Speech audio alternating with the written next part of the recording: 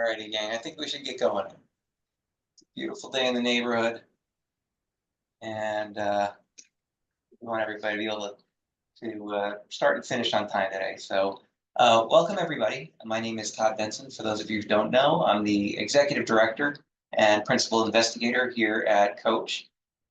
We are in the middle of our October strategy workshop series. These are sessions that we've designed to really help our partners think about how to prep for survey administration, as well as what to do with the data afterwards. And today we're really excited to have our friends from the University of Tennessee system on board, and they're going to talk about their work focused around faculty wellness and their use of custom questions and the analysis of those questions to really understand wellness through the lens of their faculty. And I'll just very quickly introduce our two presenters, Dr. Jessie Gold, who is the inaugural wellness lead. Is that what is it? Chief Wellness Officer? There we go, Chief Wellness Officer for the University of Tennessee system. And then we have Ashley Ludwig, who is the assessment coordinator in the Office of Academic Affairs. They'll give you a little bit more detail about themselves. A couple of quick notes. Make sure your name is shown on your screen. Please, if you're not already muted, do so. And if you could use the hand raising emoji or the chat for questions, my team will be monitoring those and we will try to pull them in. There will be time at the end for question and answer as well. And other than that, I'm going to let the experts get to it. Thanks so much for doing this. Awesome. Thank you so much for having us, Todd, and for introducing and kicking us off. As you mentioned, my name is Ashley Ludwig, and I'm the, as you mentioned, assessment coordinator for the University of Tennessee system. And we're going to kick off with some introductions, but thanks for letting us come talk about the process of creating these questions. It was really fun. And if I can now make this work. So Jessie, I want to let you give your spiel first. Tell us a little bit about who you are and how you came to be the Chief Wellness Officer at UT System. Hi, everybody. I'm Jessie. They gave you my title. The part that they didn't say is I'm also an associate professor in psychiatry and I still see patients. I'm based at the Health Science Center, which is in Memphis. And I came into this because I've been really interested in wellness since I was in college of my own wellness and healthcare workers even more over COVID, and was doing faculty and staff wellness at WashU prior to this job. And so come into a student-focused job with a lot of interest in faculty and staff. So it overlaps tremendously. And as I mentioned, Ashley Ludwig. So my role as assessment coordinator is kind of interesting. We work with and along all 5 of our campuses, which we'll tell you a little bit more about here soon. And the light in the hallway just turned off because no one's walking around. So I will fix that in a moment here. There we go. Anyway, so I work with all of the campuses. Typically, what I do as an assessment coordinator is look for places where we can streamline, coordinate. Like my title is quite literal. I look for places where I can coordinate things across all of our campuses, specifically assessments, to see if we can try to maximize what we get out of that data. And then as a system, actually also be able to use it. And so that kind of sets the stage for how we got here. I'm going to tell you a little bit about the system here in just a moment, but here's kind of where we're going today. So we're going to start with a little bit about the University of Tennessee system because it's unique. We are a 5-campus system, but they are very, very different. And we don't necessarily operate as a single entity in the way that others do, where the flagship is sort of the leader and the others are sister or bonus campuses. We have 5 independent institutions that we work together with. We'll also talk a little bit about how we assessed the current state of faculty wellness when Jessie joined. And we started looking ahead to the COACHE implementation this last year.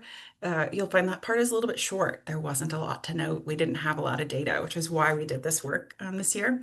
Then we're really going to dig into the guts of our custom question development, sort of how we engaged subject matter experts, how we engaged with COACHE to make those as strong as they could be, and also the messiness of working with the language and working within the constraints of this instrument, which was really, there should be constraints. You can't have a survey go on and on and on forever, but we had to really think about that. And then lastly, we're going to preview what we've seen so far in just a preliminary look at the data.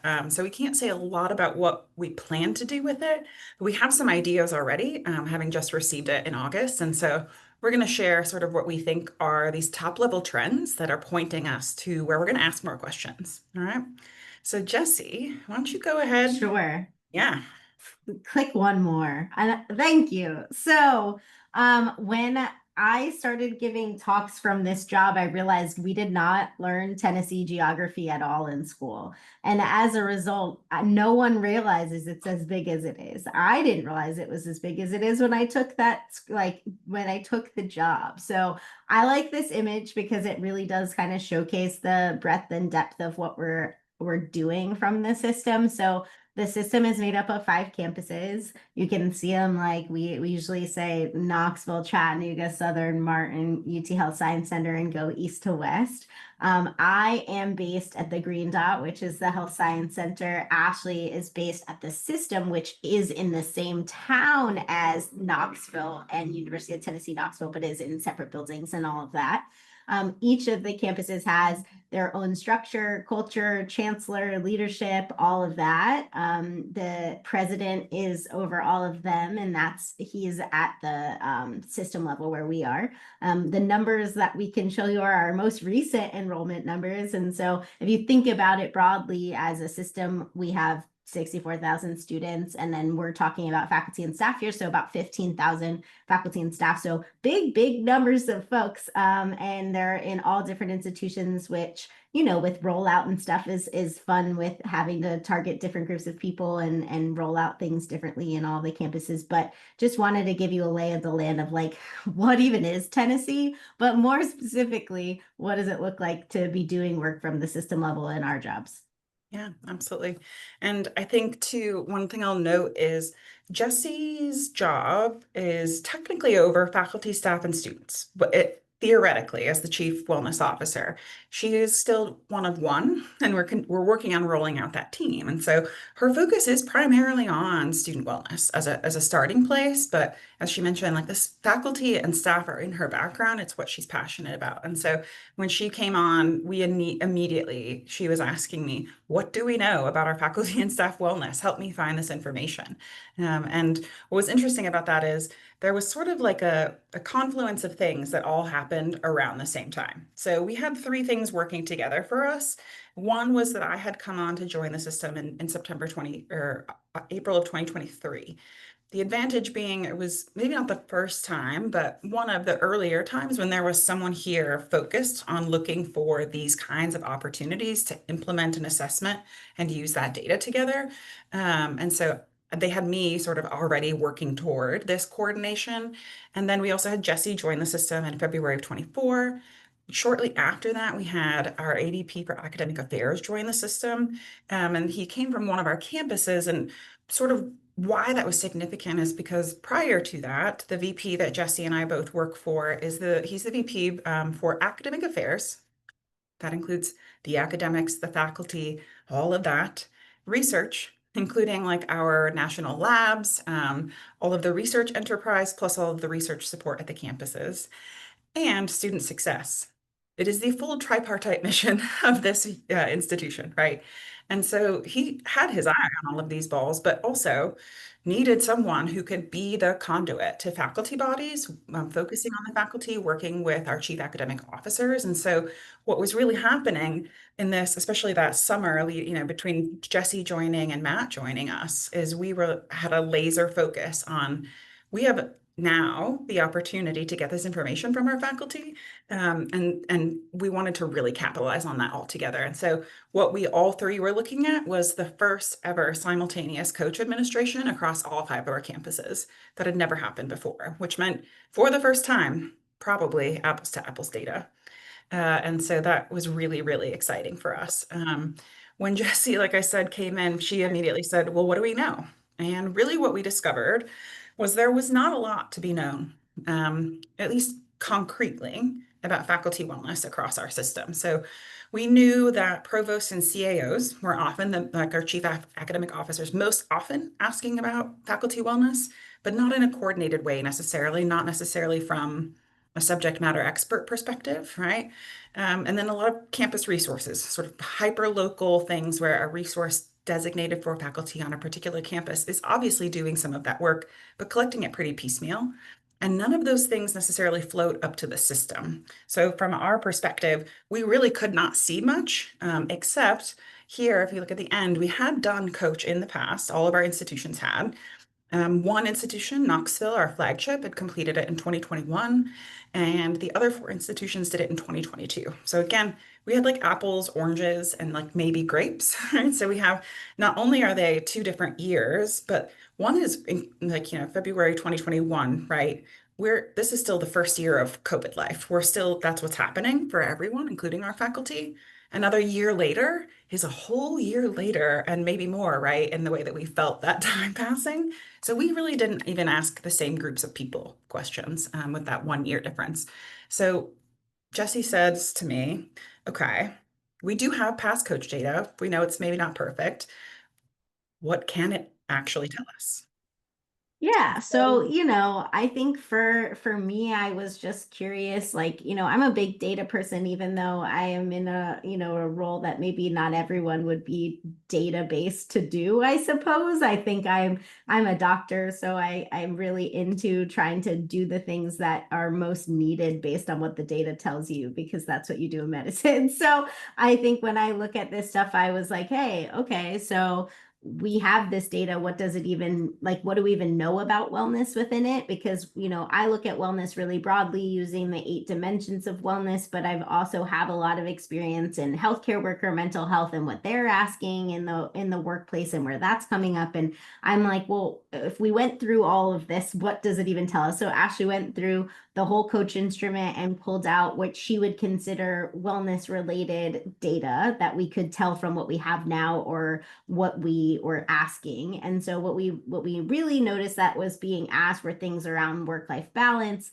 things around belonging, which is like particularly important pre and post pandemic, because community is a big thing it's missing, overall sort of satisfaction, and then quality of life. And all of that's really important, but like there were things that in looking at that were gaps. And so that's where we started talking about custom questions. The things that like I right away was sort of like, hey, I'm curious about a big thing that I've heard as I've gone around the campuses and being a faculty member myself and hearing from people is how much student well-being is impacting their well-being. So we talk a ton about the fact that there's a crisis on college campuses, or there's a crisis in med students, or that, but a lot of people don't talk about how that crisis then translates to affecting the people who are teaching them.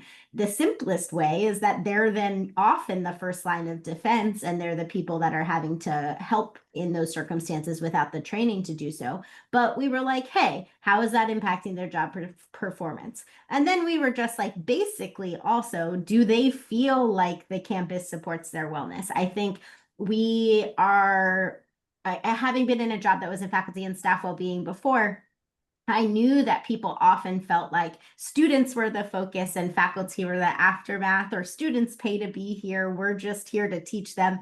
And so I was curious, like on all of our campuses, whether the faculty and staff, like a faculty in this perspective, like actually felt like their wellness was a focus or people were thinking about it at all. Yeah. And before I go to the next slide, because it's a little visually overwhelming, I want to say 2 things. One is, this is sort of us really emphasizing, I think, or a good time too, that as she was just saying, just generally, like how do you feel about the things that we know are happening on your campus around wellness? We had to go to the basic level, right? We hadn't asked these questions really in this way before. And so, as you'll see, we needed to take a step back from the really advanced questions that we had and scale these things back to what's the first question you ask someone in this conversation? Maybe you get to second or third. The second thing is, when I flash this next set of information up, it's a lot of text. The point is not to read it all. The point is to feel a little overwhelmed at where we thought we could start. And it got out of control pretty quickly. So what you'll see here, oops, yep, there we go, is our first set of questions, right? Because that first thing was, how is student wellness impacting faculty, job performance, faculty wellness? That exploded into, do I feel prepared to identify when my students are struggling? Do I know how to help them? Suddenly we had 10 questions. Then we realized this is all super connected. And we said, well, we got to ask those same questions, obviously, about faculty for themselves, right? So how do faculty feel about this?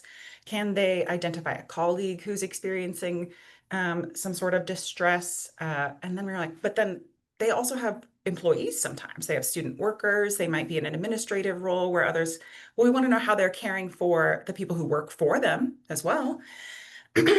What you can see here is progressively, that's a lot of questions. So we ended up with 30 questions initially. And very quickly in our first pass with Coach, our fellow researchers, and Sabrina and Jeannie, who gave us a ton of time and attention on these, like we can't ask all of those, right? And so we tried to do all three. That's 30 questions.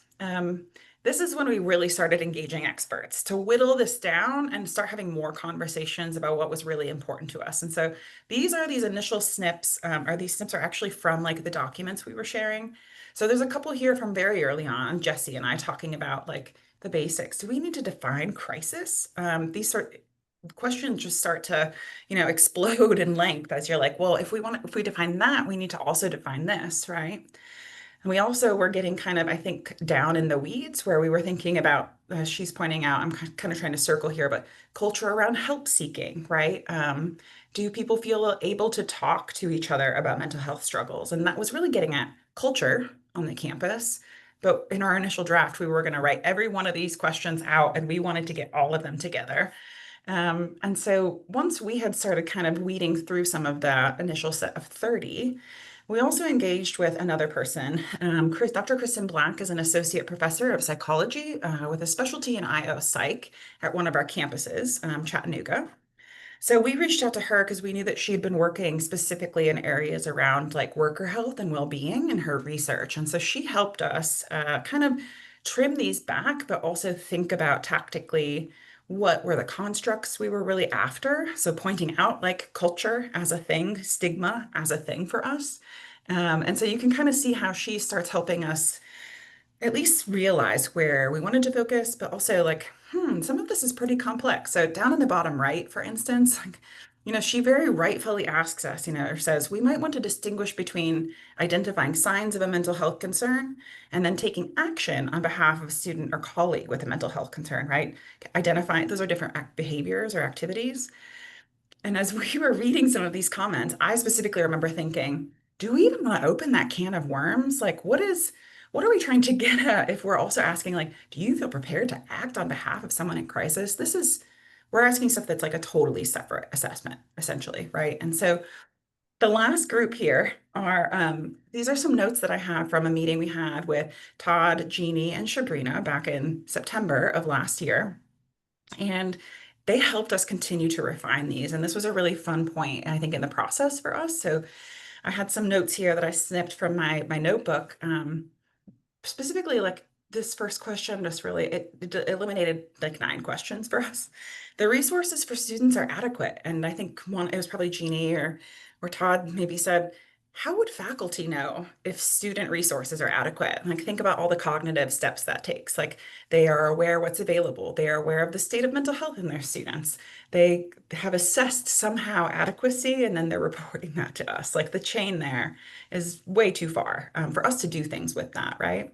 And we also had things, feedback like, what does a campus mean? What does care mean? So we had to get really specific about language and intentional.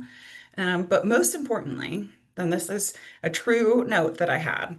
They asked us, what is really most important to you? And it's just like one of those moments you need sometimes when you're generating and you're brainstorming to say, can't do it all. What do you actually want to know? And they asked, do you want to know how to help your students? Do you want to know how to help employees? Do you want faculty in this case to like, are you curious about can they help themselves in their global wellness? And we were like, zoop, that's it. We needed that reality check to say what we care about really is like, do faculty feel prepared to do what they need to do for themselves? How is their global wellness? And so we ended up with 7 questions instead of 30. And so we're going to provide the slides after. I'm happy to share these. So please don't feel like you have to read all of them. I think that's less the point. But we got that set of 30 down to 7 that kind of go in chunks. So we have the general, my campus cares about our well-being, right? We all see these types of questions. We want that almost pulse-like, almost like net promoter score, our vibes are good place. We start there. Then we have this question about resources being adequate. A theme you're going to see in our questions, or at least what our interests were, is if you say no, I would really like to know why, because that's where I can do something, right? That's where we can take action to make things better. So this one we felt was really important. We only had one open-ended in our custom questions, but it was this one we decided. If you indicated they were not adequate, why? And so that is really exciting for us. We're going to be digging into those qualitative comments, looking for those places, right, where we can make improvements. And then we have a question here, which we'll dig into a little bit more about that gets at culture. And then we turned that whole set of 10 questions into 3 about the relationship between student mental health and well-being and faculty sort of health and well-being and performance. And so just that engagement alone got us, from this set of 30, we want to know everything about how faculty feel about everyone and everything, to a really nice tight set of questions that I think has already given us some really good information, right? So that was that one.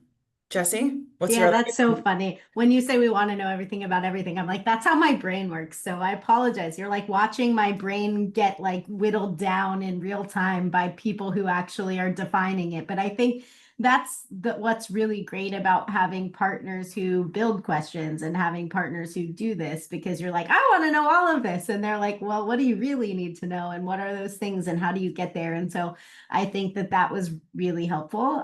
So we went from, like, does the campus care, and how like much is student well-being impacting Y well-being, to also going like, hey, we need to know how faculty are doing. We could ask mental health things like depression and anxiety, but workplace and systems like are creating burnout. So depression and anxiety might come because it's correlated to burnout, might come because of biology, might become because of a past history, right? Like there are ways that we can make sure you have access to resources if we have high rates of depression and anxiety. But with burnout, we can say, the systems that we work in are the systems that are creating that burnout. And therefore, as a person who is working in a workplace system, we could address something. So it's an important measure to know. I am sort of by life to like physician mental health, like a physician burnout expert. And so burnout is also something I talk a lot about. I'm aware from that there are validated measures of burnout and that a lot of them are complex in terms of questions. We were just talking about how we were trying to whittle things down. So when you're like, we need to measure burnout, and there's 3 different categories of symptoms in burnout, and how do we assess that? There are lots of ways to do it. Common scales like the Mazak burnout inventory cost money to also add in. So even though there are good validated instruments, some of them are quite long and some of them cost more money to add. So, when we were looking at what we could do and still feel like we were at least getting a pulse of the sense of what burnout is right now in faculty, we chose to use a 1 question like instrument, which Ashley can talk a little bit about. Sorry, I lost my thing here. All right, so this first part I will pause on because it actually was something that we discussed both with Dr. Black and I think in a conversation with COACHE researchers too, as we were finalizing these questions, was we want to ask burnout. We know because of Jesse's subject matter expertise, right? We have lots of really intensely validated clinical instruments we could use to assess that. That's not what we're doing here. And so we ended up adapting the Mini-Z burnout assessment. There's a single item burnout measure in there. And so we pulled that single item out. And this is their language. It's using your own definition of burnout. Please select the statement that describes you right now. And we went back and forth about, okay, well, if it's based on the individual's definition of burnout, like what are we actually measuring then, right? It's all perception. They could be high or low in their own self-assessment of their burnout. It's not a clinical measure. But we went back to we're not in a clinical setting. We're not actually after a clinical measure for each of these individuals. We want to know, just as this, again, first time we're really trying to check in on this strategically, I think, your own sense of it. Like, do you feel, by however you define that, as burned out? Because that's important for us to know. Now, if that means that there's more educating to do about what burnout actually is. And it turns out they don't need X or Y resource that would be for serious burnout. We can identify that they need, lower level things. We can deal with that down the road. But right now, like how they feel is actually a good place for us to start. And so this was a perfectly good instrument and set of instructions, actually. So they had these options. Which were just to I enjoy my work. I have no symptoms of burnout. Yay, good, right? Occasionally under stress, definitely burning out. And then we have the two more severe, right? The symptoms I'm experiencing will not go away. And then I feel completely burned out. And we're going to talk a little bit about that last one, but it's a pretty basic scale, right? And it's written to be it uses words that people will recognize. I feel stress. It mentions physical and emotional exhaustion. So they might not know what the tenets are, like Jesse does, of burnout. It gives them a couple of clues of what we're after. The only thing that we ended up changing in the adaptation of this, I mean, we did tweak it, was, let me show you this one. So went to AVP of Academic Affairs, Matt Matthews, and said, what do you think about these questions? And he got to this part, that last one, and he was like, is there anything we can do with the language in this one? It just feels like too deeply existential, right? And I was like, what do you mean? And he goes, I'm at the point, like, I wonder if I can go on. Like, are we thinking is that what they're thinking? I'm at the point where I might need to make changes. It's just it's a little bit scary sounding. It's a little, and it's also not specific to workplace necessarily. It's implied because of the previous answers, but it's not actually in this answer. So we did adapt this one very slightly to kind of make it a little bit more gentle, but also closer related to what we're after, which is like, the work that is the root maybe of your stress and your burnout. So we changed this to, I'm at the point where I may need to make a change in my work environment, take time off, or seek help. Those seemed more in line. And so we went ahead and kind of shopped that around, socialized it a little bit, and felt good about that. But that one was one where it was really about, yeah, somebody must have walked by. Now the lights are back on, and that adaptive lighting, it's just gonna get you. But so this got us to using the subject matter experts that we had, finding a validated scale. So we knew we were on the right path here with this, but one that fit the context, right, and fit the point we were in data collection, which is not clinical differentiation of symptoms, but just like vibe check. Are you feeling burned out? We would like to start there. And so that turned out, I think, really well for us. Last but not least. Yeah, so what we've whittled it down in what we're looking at to, does my campus care about my well-being? Does student well-being impact mine? Am I burnt out? And then this question kind of came out organically because we were reading over, I told you Ashley went through the list of all the questions that Coach currently asked that you could say, are these at all related to wellness? And there's already a question about whether they've been diagnosed with any kind of disability and what that, like the nature of that disability. And then it then says who on campus knows. And one of the answer options is, I have not disclosed to anyone at our institution. And as a person who also talks a lot about normalizing mental health stuff and stigma, and that's something like I could work on in a workplace to make better, I said, well, wait, like if they're saying they've told no one, but they have a disability, we're missing something. Like the same reason we kind of wanted that follow-up question on resources, we sort of wanted a follow-up question here, which is like, hey, wait, like, but why aren't they doing that? And so that led us to kind of like, okay, well, it could be a policy, it could be the culture of the institution and sort of discrimination. It could be that they like literally have no idea who to tell or why, and they don't think anything's going to come of it, right? It could be that it's a non-starter and not worth asking, but it's a place to start, right? And so I think that that's how we sort of ended up wanting to add this part in.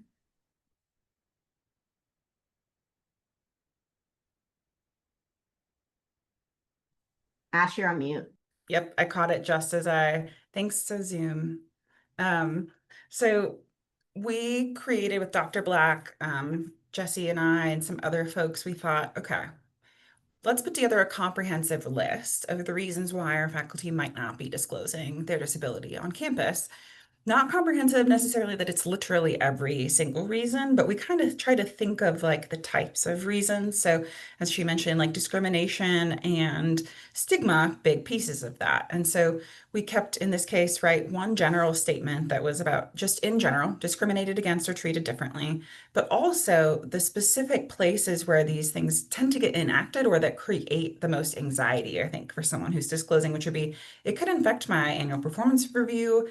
Faculty have the stress of tenure and promotion, right? These kinds of things that are really big milestones that are incredibly complex, and also are based on feedback and judgment from your peers and the other folks in the hierarchical chain where you are. So, we're thinking about that here. We also wanted to get at, sort of the no particular reason or because it doesn't really matter in the way like that maybe you're thinking. So we had one here, it just doesn't, impact my work enough to warrant it. Like there's a space where that I think is happening for some folks, depending on the nature of their disability. We also thought about the awareness of resources or just resources. So my employer doesn't offer anything that would help me anyway, so why mention it? That's a place where we can do work, right? Known discrimination, we really kind of wanted to know about that. Like, is there a culture where on your campus, what you're hearing is, don't tell people, or it's in your department or your college, but that's something we'd really like to know. Does your employer not consider it to be valid or serious enough? That's an education and a stigma thing, right? So we're getting at a couple different things. And then lastly, I worry they don't understand the nature of my disability, just that I don't think anyone understands me and what's happening. And so I haven't. And of course, no reason other. And so um, it's not everything, but we felt like we covered enough boxes here of the types of reasons why, and specifically ones that if we got answers to, we could maybe do something with or do something about. And so really excited to say that this question, as we presented it as one of our custom questions to the researchers at COACHE, they said, we've actually been talking about asking this question too. And that was a really exciting moment because I was like, thank you. Like, we're not the only ones who are like, the sweet spot is the next question. That's where we want to go. And so we're really proud that this question was actually used on the instrument for everyone this year.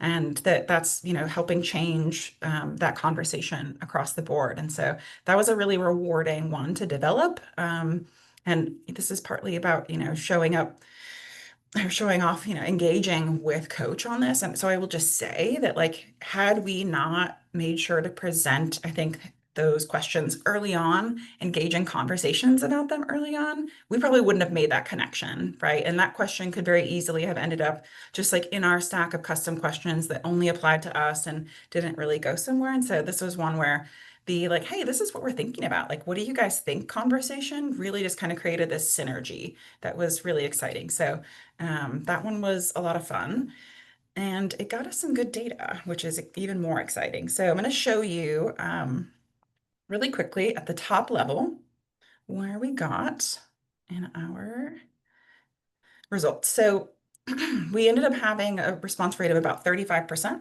So that gave us something in the neighborhood of 1,400 total responses.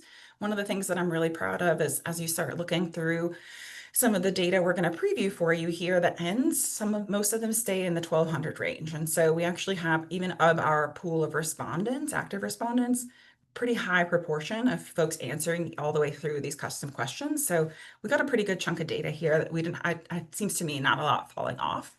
And so before I show you anything concrete, this is what Jessie was afraid. She's like, we'll send out the slides, but make sure everybody knows this data is brand new, okay?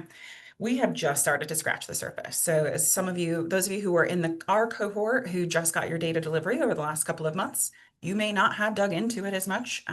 We are just getting started too.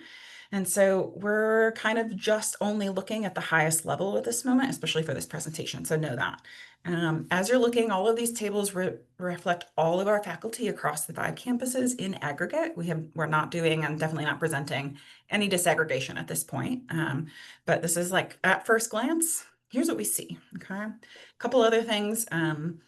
Sometimes I will include decline to answer and NA options in the tables if there were actually folks in that bucket. If they were 0, I took them off for space because these slides have a lot of information on them. All right. So when you're like, this all seems fishy, where's the rest of them? I did that part intentionally. And then what happens here is Jessie and I kind of I think with, what is it? An educated guess, but it's sort of like educated riffing on what we think we're seeing right now, knowing that we have a lot of processing left to do, but this is the start of the conversation for us. Okay. So very first one, that big question, right? Does my does my campus care about faculty well-being? And I will say we feel good, top level here, right? This is a good sign.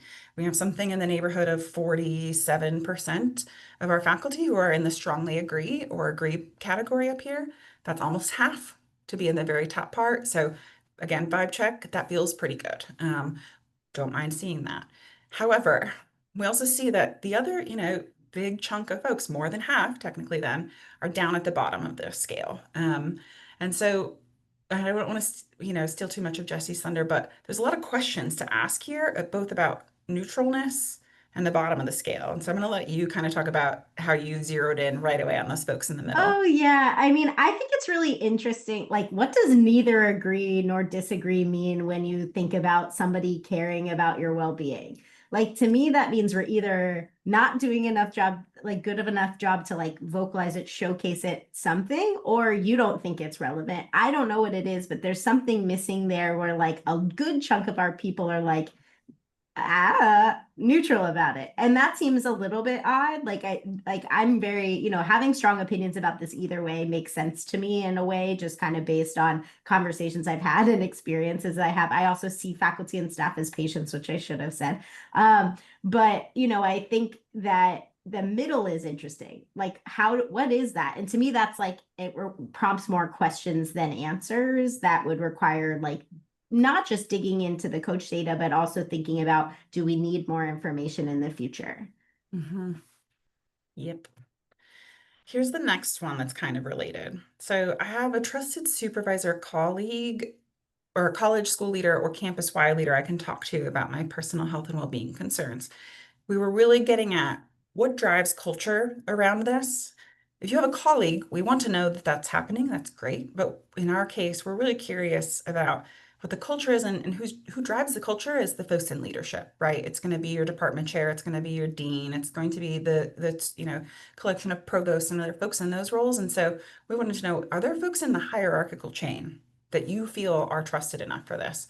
And, we can say we've got another pretty good chunk, over 50% here. They're in that top two. So that's a good sign from a cultural standpoint to me that half of our faculty feel like there is someone they can go to, someone with authority, theoretically, and be honest about these kinds of things. But of course, we still have a big proportion of these folks who are here in the middle. And so like the question, that Jesse was just saying about the folks kind of in the middle, I think the same type of work here is going to come for us and following up in those folks down at the bottom of the pack. Okay. This is the actual coach instrument question about that led us to our question about disability. So I'm starting here so you can kind of see the math and how it continues on, right? But where we start is we've got, a huge percentage of folks, a good percentage of folks at the top that either a departmental colleague or their department head or chair has been made aware of the disability that they're dealing with. And so that's a good start for us, but our question starts here with these folks who said, I have not disclosed my disability to anyone. So for us, that is a tiny N, right? And we knew this going into this. So when we started talking about this question, the coach folks were like, the number of people who have a disability that they'll even disclose on this, that's already a subset. Then we have those who haven't disclosed it. So that's going to be an even smaller group. And then, right, answering this custom question about it. So what kind of N are we really going to get? And so I will say that at the campus level, we got a lot of masked data back on this because the N's are less than 5. That's okay because we're looking at this from the system perspective. And so at least this gives us some place to start. And in the aggregate, we could actually see quite a bit more. And so that was really powerful for us to be able to roll all of those up together. So where we ended up was these are the results. And so this was a select multiple. So these are number of selections, but not individual people necessarily. There would be some duplication here because they could select more than one. Ultimately, they were able to rank them, but just going on these top levels here, we can see that discrimination up there, top two or two of the top three, right, in overall selections. And so that's a problem. And I think that jumped out to us right away that that kind of fear is something that we can address. We also have right near these questions that get at understanding and availability of support. So that gives us also something to look at there. But I will say, I want to go back here. I worry that I could be discriminated against was the most frequently cited as number one in the ranking portion. And so of all of the options they have here, number one most frequently, I worry I could be discriminated against. And if that, and again, small n, right? We're talking on the scale of 15,000 faculty, 17 people. They matter just as much as the rest of the pack. And it's also at least a clue. If we know that a lot of this stuff is underreported, that what we're measuring is just a piece of it, this is an indication of where we really need to be paying some attention. And so this turned out to be quite rewarding, I think, for us. Jesse. Yeah, I would just add that like it's very easy to go, we have thousands of faculty. Why should I care about 17? But in my experience, the people who are silent about something they're struggling with or don't feel heard or understood with the things that they're struggling with or don't feel like they can get the accommodations they need in a workplace are not just affecting 17 people. They're affecting entire teams. They're affecting leadership that don't feel comfortable supporting them in the way that they need, all of that, right? So I think of this as like a very compounding thing that like people tend to use a lot of resources, a lot of time, a lot of needs, a lot of support. And if we don't fix the conversation and the culture around it, the education we're providing to supervisors around supporting folks with it, the education we're providing to coworkers around that, we're going to have a problem. Like that's how I see it. Yep. It is interrelated, and people are not working in isolation. Yeah. Or at least we hope, right? So that I think has been really fun, that one. And for the sake of time, you're going to see me pass through a couple more. We wanted to share some more previews of data, but we also want to leave some time for questions. And so we can maybe come back to it if we need. But high level, those questions about students, let me just say really quickly, 70% of our faculty agree or strongly agree that their students' health and well-being are impacting their ability to do their job effectively.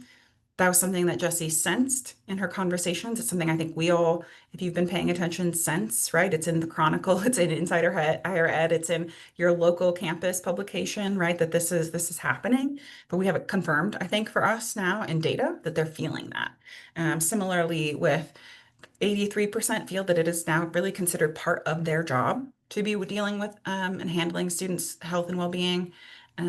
For us, and we can't spend a ton of time on this, 40% strongly agree that they would like more training around supporting students and their well-being. Who are those 40%?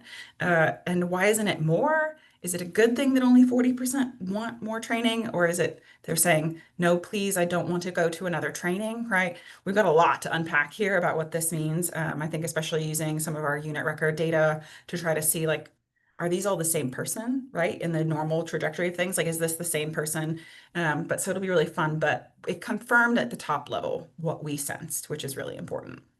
All right, so the last one before we cut to Q&A and more big picture, the burnout scale, right? This is the other one where we had a sense of what was happening, what we're feeling, what we're seeing in national data. And so now we sort of have this. Yay, good chunk of folks, 21% almost, enjoy my work. I do not feel symptoms of burnout. That's good. 1 in 5 is like, I don't even need this question, or they think they don't. So for me personally, I'm like, that's a great place to start. But then we have, a lot of other things to look at here. We have over 21%, so the same proportion, basically down at the bottom, in these two spaces that are not as, they're in fact pretty dangerous, right? This is concerning.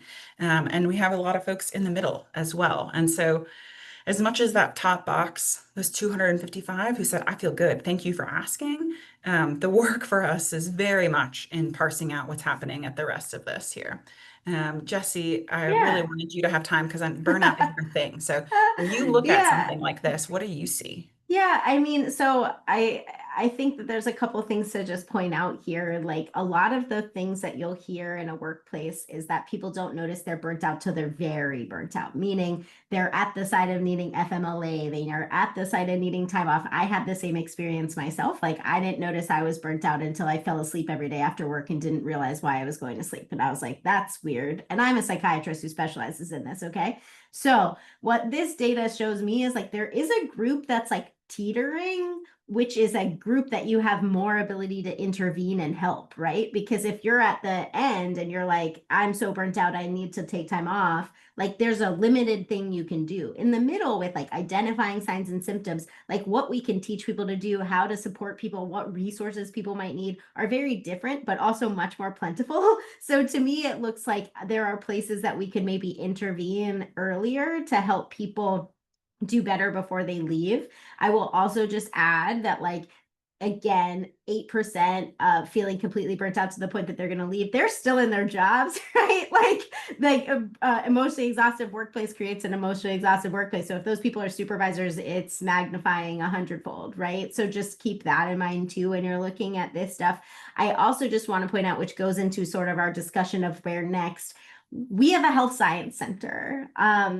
Doctors, nurses, dentists, pharmacists, right? Our burnout rates are abnormally high, like almost at 50%, way worse after COVID too, right? So my question to Ashley in the future too is like, how many of these people are health sciences? If they're not all health sciences, or we're seeing sort of like an equal distribution around our campuses, it's kind of a global problem and not so much we need to look at what we're doing for faculty and staff in the clinical environments and what we're doing there, because that's a big problem, but it's a very different problem than we're going to see for people who are mad because enrollment is increasing and how many students they have to teach is also increasing, right? Like that's a very different burden. And so important to kind of tease that out.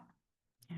And also just such a great encapsulation of why it's been so fun as a generalist academician who came out of writing and rhetoric to do the craft of some of this assessment stuff with a subject matter expert, right? Because I can see what I can see here and I could read a lot and study a lot, but I think what's really fun and exciting about this for us is we have really these incredibly talented people who are not only helping us design the questions and do the work, but can give us a lens on interpreting the data that we alone were not going to come up with, right? That we don't know all of those things. And so, yeah, it's just, this is really thrilling to finally have all of this information. And so as a kind of a final thought, what's next, right? It's the data analysis phase for sure. We've got a lot that we want to play with, a million questions we want to ask of that data. And so that's really where we're going to start. And I think where everybody starts.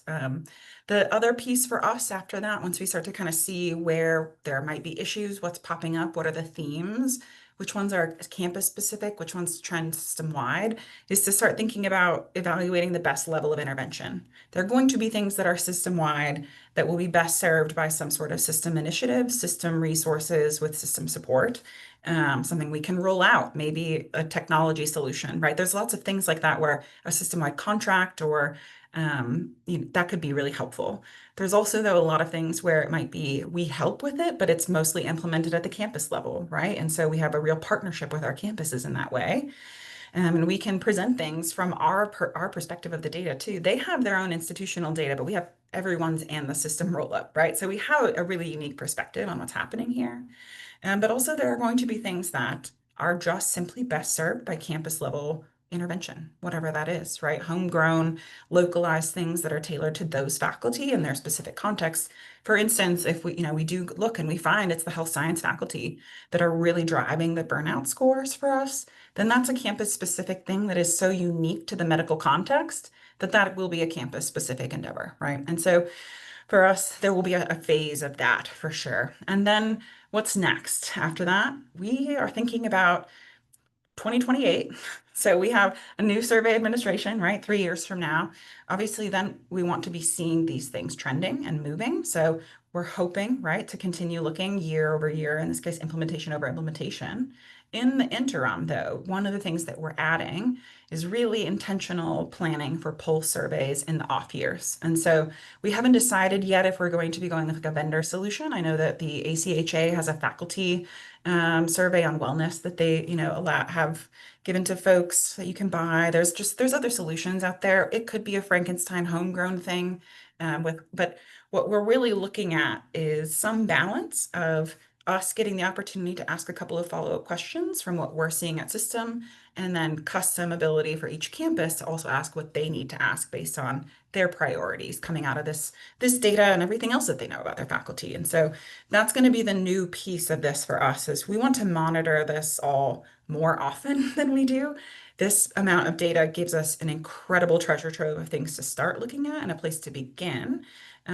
But we have more questions, and we don't have to wait 3 years to ask them. In fact, asking them in the interim could get us even better questions on Coach 3 years from now, right? We don't have to wait.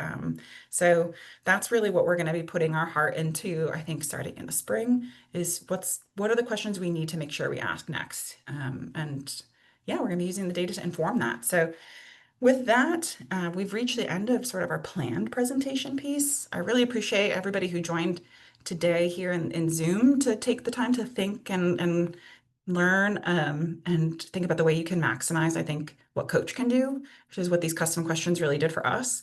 But also everybody who ends up watching it online. We really appreciate y'all too. So with that, we're here for questions and Q&A, and Deb, I'll go ahead and let you, if there's stuff, in the chat or you got questions, but always please feel free to unmute yourself, say hi. We'd love to talk.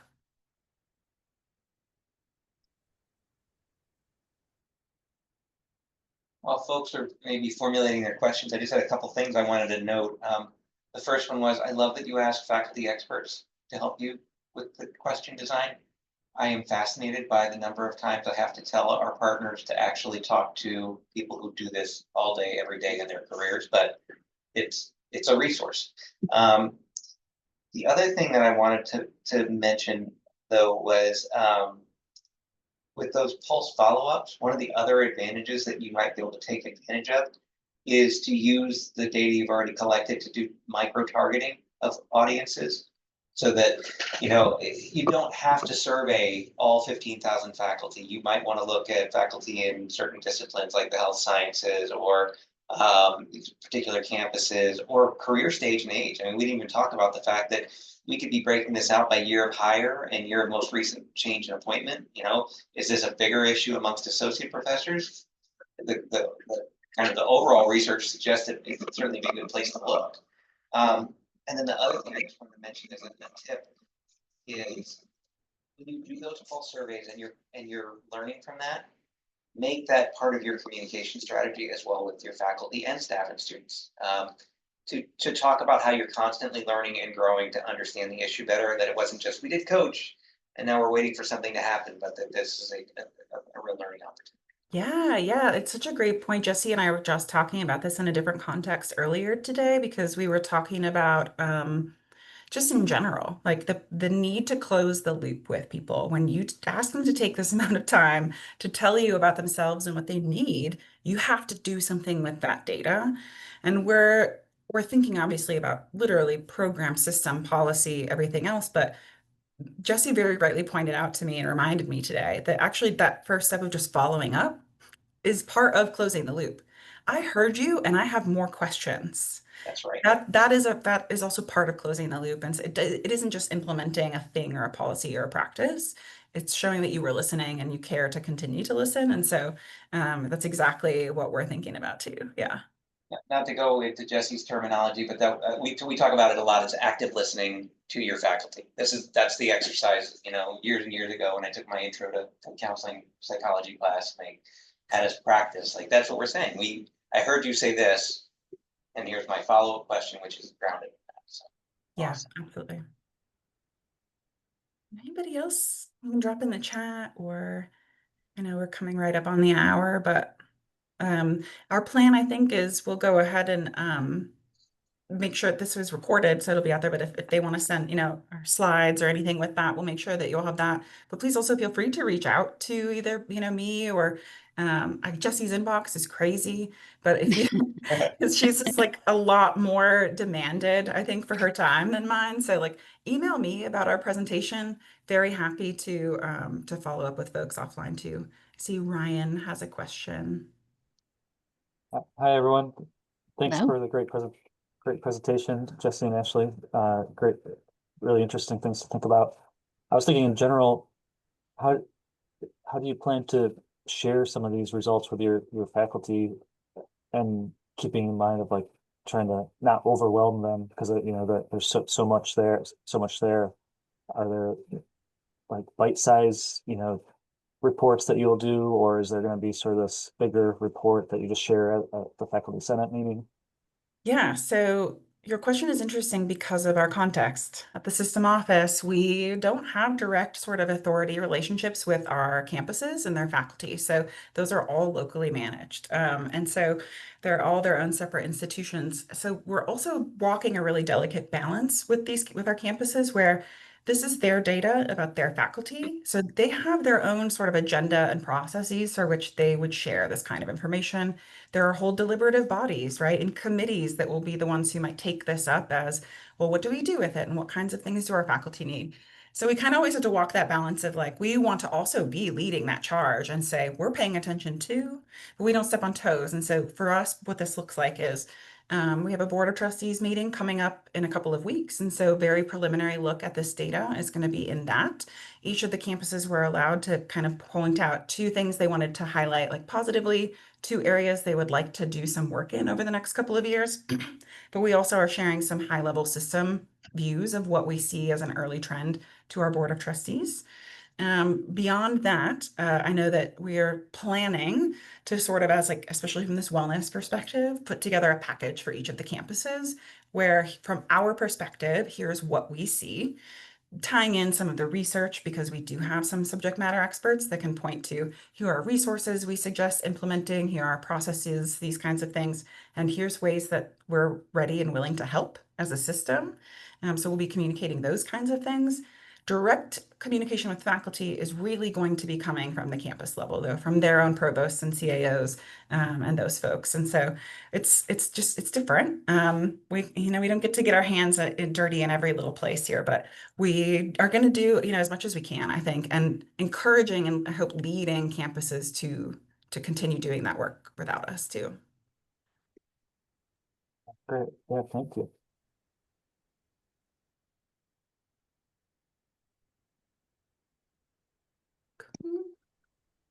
Okay, I think we are at time, but the conversation can continue offline for sure. I'll